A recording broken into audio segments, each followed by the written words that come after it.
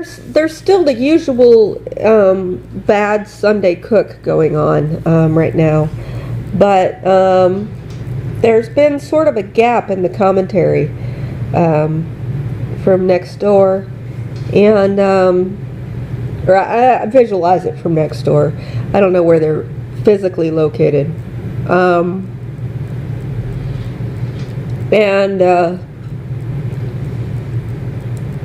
I assume they got entry to the next door to install the cameras and so forth. But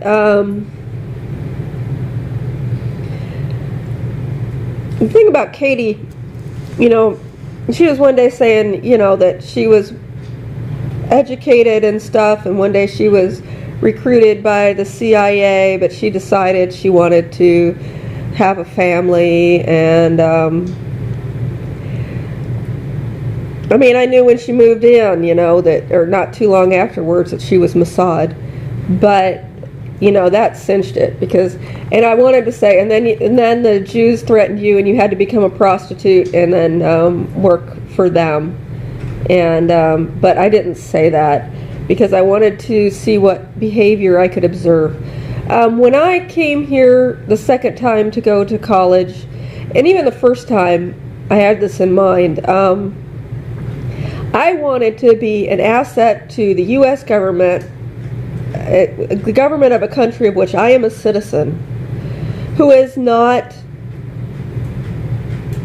you know, the property of some other country, who is not dependent on, who is not the slave of some agent from another country.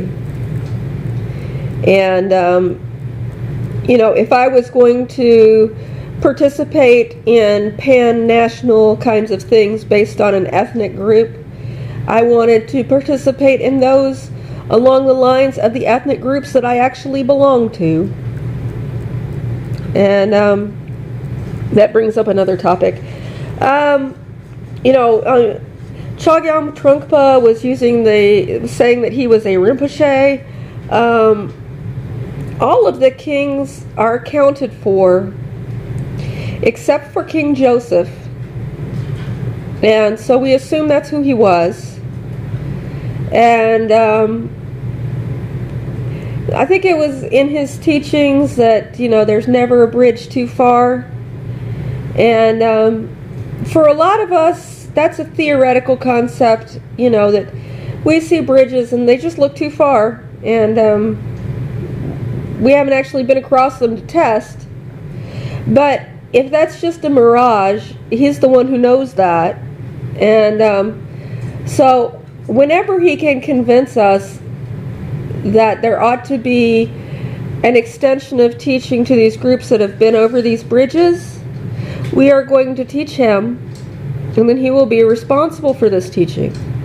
People don't live in places like Tibet and Mongolia because they're Joe social, you know. They just love the visitations of all the different people in the world. No, there's nothing out there to draw people to these places. Nothing at all. So the people that live there are going there for that reason. They want to live where there's no reason for other people to go because they don't want to see other people. And so there's no thanks for sending people out that way.